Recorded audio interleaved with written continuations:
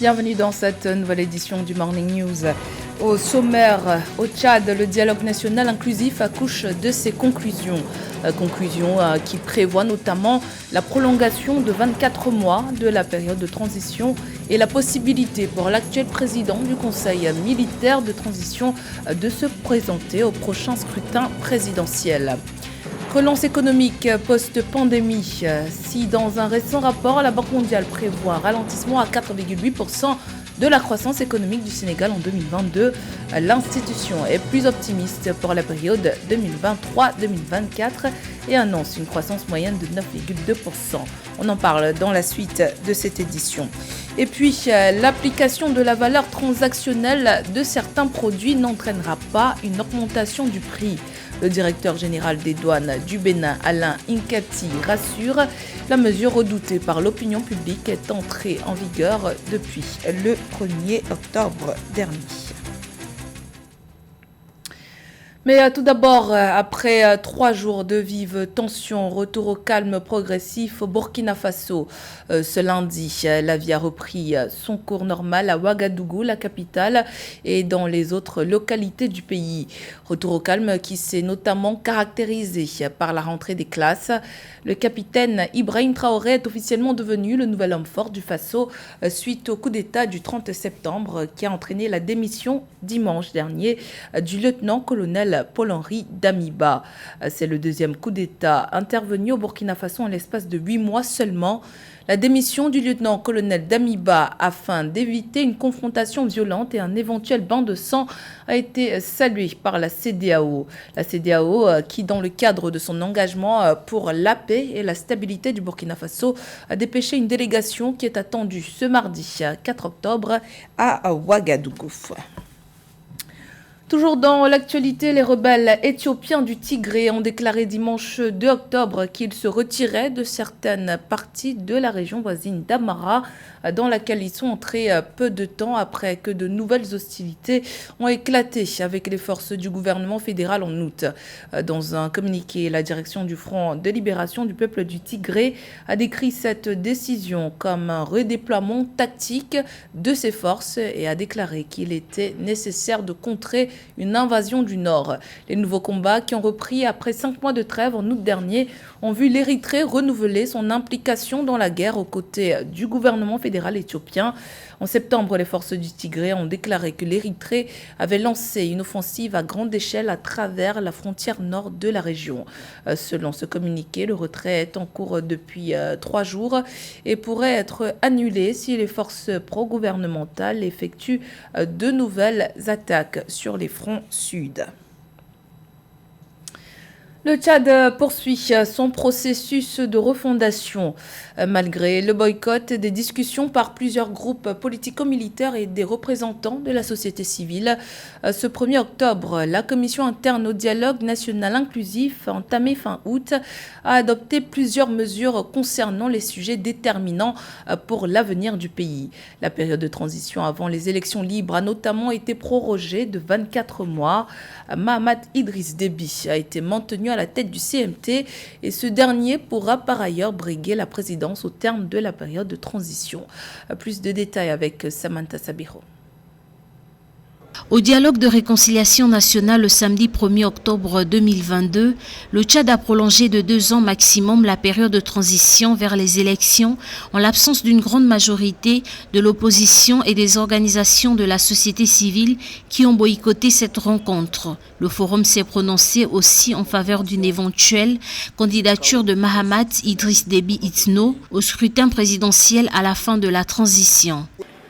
La commission a relevé qu'un large consensus s'est dégagé pour la fixer à 24 mois maximum. Alors que des observateurs redoutent une contestation de la communauté internationale et des forces vives locales, le porte-parole du gouvernement calme le jeu en annonçant qu'un débat aura lieu avant une décision officielle. Dans un communiqué du 19 septembre 2022, l'Union africaine avait demandé à la junte de respecter la période de 18 mois pour l'achèvement de la transition et rappelé sans équivoque qu'aucun membre du Conseil militaire de transition ne pouvait être candidat aux élections à la fin de la transition. Le deuxième point, c'est sur l'inéligibilité ou l'éligibilité.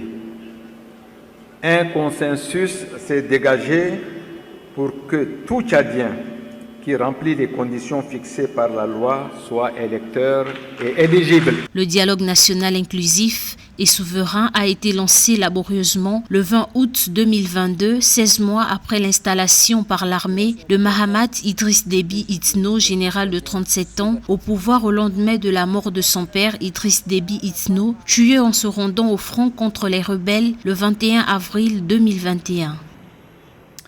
C'est le tout premier programme de subvention régionale pour la Millennium Challenge Corporation. L'institution américaine va financer un pacte régional Bénin-Niger sur le transport à hauteur de 504 millions de dollars. Le pacte régional Bénin-Niger vise à réduire les coûts de transport le long du corridor entre le port de Cotonou et Niamey. MCC investira 202 millions de dollars au Bénin et 302 millions de dollars au Niger. Les précisions avec Ameneji. Un pacte régional Bénin-Niger sur le transport sera financé par le Millennium Challenge Corporation des États-Unis. Une subvention régionale de 504 millions de dollars est prévue pour cette infrastructure qui concerne le passage frontalier le long du corridor de transport entre le port de Cotonou au Bénin et la capitale Niamey au Niger, l'un des points de passage les plus fréquentés de la région. Ce projet régional que finance la MCC est une bonne chose dans la mesure où ça va contribuer à implémenter les programmes de développement infrastructurel dans la communauté économique régionale, la CEDEAO. Dans la mesure où il fallait connecter forcément les pays pour faciliter le commerce entre les nations. Et ceci va avoir un impact sur les différents secteurs d'activité, notamment le commerce des services avec le port de Cotonou. Et ça va également aider le port de Lomé à être mieux connecté à l'Interland. Avec une capacité de traversée allant jusqu'à 1000 véhicules par jour, dont un pourcentage élevé de camions transportant des marchandises, ce corridor devra être renforcé et réhabilité pour faciliter la circulation des personnes et des biens entre le Bénin et le Niger, ainsi que dans le reste de la région. Et ça va développer le secteur agricole puisque ça va permettre à ce que l'écoulement des produits agricoles entre les pays qui sont abondamment dotés en terre et qui ont un avantage comparatif dans la production des biens agricoles. Ensuite, il faut également rappeler que ce vaste projet va aider également à la mise en œuvre de l'accord sur la facilitation des échanges parce qu'il y a des composantes de cet accord-là qui exigent qu'il faut mettre en place des infrastructures pour faciliter le commerce entre les pays. Conçu pour réduire les coûts du transport le long du corridor entre le port de Cotonou au Bénin et Niamey, la capitale du Niger, le pacte régional Bénin-Niger investira 202 millions de dollars au Bénin et 302 millions au Niger. Les deux pays contribueront au total à hauteur de 15 millions de dollars et le projet profitera à environ 1,6 million de personnes. Reprise économique post-pandémie. La Banque mondiale est optimiste quant au cas du Sénégal. Dans un récent rapport, l'institution bancaire prévoit une croissance moyenne de 9,2% par an en 2023 et 2024. Cette année, cependant, cette croissance va accuser un ralentissement à 4,8%. En cause, le secteur des services qui continue de se remettre de la pandémie de Covid-19. Ameneji.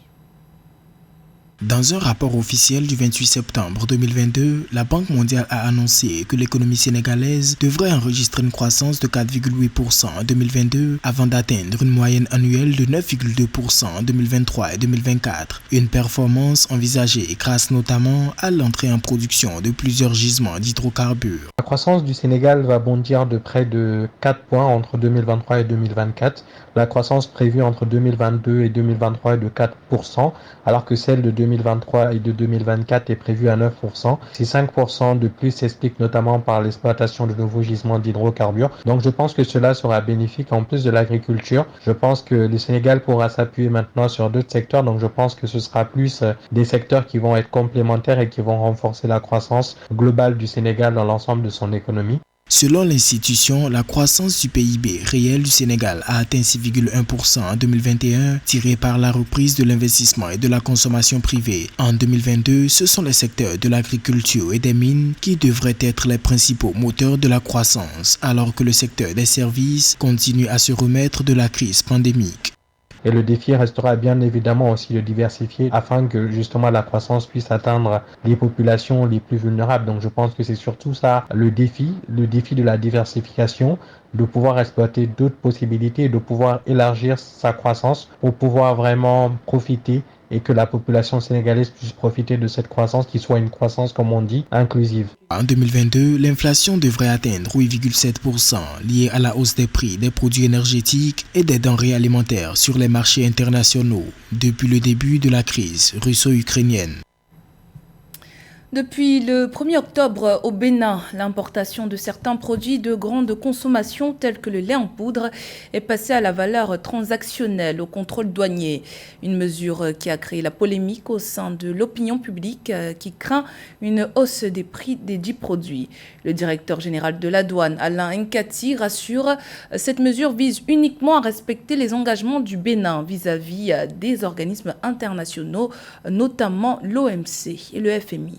Le point dans ce reportage de notre correspondant Lefty Ouno. Une vingtaine de produits de grande consommation au Bénin sont passés à la valeur transactionnelle depuis le 1er octobre 2022. Selon la correspondance du directeur général des douanes et droits indirects du Bénin, Alain Nkati, adressée à la société de contrôle des importations Bénin Contrôle SA, cette décision s'inscrit dans le souci du respect des engagements vis-à-vis des organismes internationaux, notamment l'Organisation mondiale du commerce OMC et le Fonds monétaire international FMI. Nous avons décidé de progressivement basculer ces méthodes-là vers les normes de la valeur transactionnelle. C'est ce que nous avons retenu. Et nous travaillons techniquement pour que ça se fasse. Ça ne sera pas fait au détriment des usagers. La mise en œuvre du passage à la valeur transactionnelle porte sur des produits de première nécessité, dont les produits congelés, la farine de blé, l'huile de palme raffinée, les pâtes alimentaires et autres. Pour les consommateurs, l'application de la mesure engendrerait sans doute l'augmentation du prix des produits de grande consommation, malgré le démenti de l'autorité douanière qui estime que sa décision sera sans impact sur les coûts des produits importés. Déjà, des produits connaissent un renchérissement dans certains marchés sillonnés à Cotonou. Nous souhaiterions que très rapidement, l'État continue d'expliquer et les acteurs, ceux qui se chargent de l'importation, c'est surtout à leur niveau qu'il faut agir pour qu'ils comprennent et qu'ils constatent effectivement qu'il n'y a pas d'augmentation au niveau des valeurs douanières. Le gouvernement béninois avait pris le 23 mars 2022 des mesures d'accompagnement social pour soutenir le pouvoir d'achat des populations, ceci pour une période de 3 mois. Toutefois, l'inflation a frappé tous les produits dans les marchés en raison de l'impact économique dû à la Covid-19 et au conflit russo-ukrainien. Aujourd'hui, si on ajoute cela fait un triple choc sur le marché et cela va se traduire par une espèce de paupérisation, une aggravation de la pauvreté. À noter que l'essentiel des produits alimentaires au Bénin provient de l'extérieur. Selon l'Institut national de la statistique et de la démographie INSTAD, l'indice harmonisé des prix à la consommation du mois d'août 2022 a enregistré une baisse par rapport à celui de juillet 2022, 66,0 contre 107,1. Actualité sportive pour terminer avec la finale de la 69e édition de la Coupe du Cameroun qui s'est disputée ce dimanche 2 octobre au stade Omnisport de Yaoundé.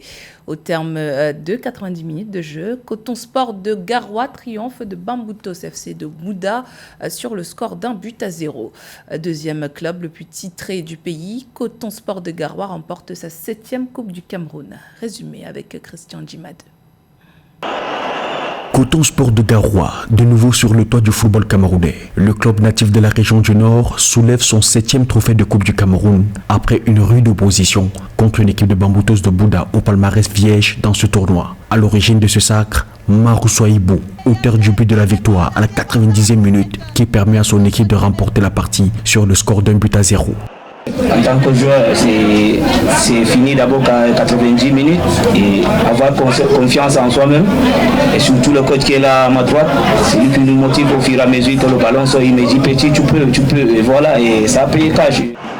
Bien que poussé par ses milliers de supporters dans les gradins, Bamboutos de Bouddha pêche le long de la partie par sa maladresse face au but adverse. L'expérience de Coton Sport de ce type de match couperet a finalement prévalu. Déjà, on savait déjà qu'ils vont plonger en deuxième mi-temps.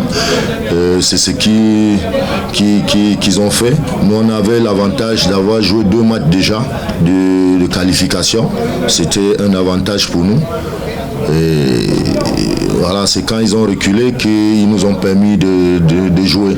Avec cette victoire en finale, Coton Sport de Garoua confirme son leadership. Entre 1997 et 2002, le club financé par le personnel de la Société nationale de développement du coton a remporté 17 fois le championnat camerounais, 7 fois la Coupe du Cameroun. Sur le plan africain, Coton Sport a disputé la finale de la Coupe de la Confédération africaine de football en 2003 et de la Ligue des champions en 2008. Sa plus grande ambition est de remporter un trophée dans l'un de ces tournois africains. C'était le journal de la rédaction. Merci pour votre fidélité.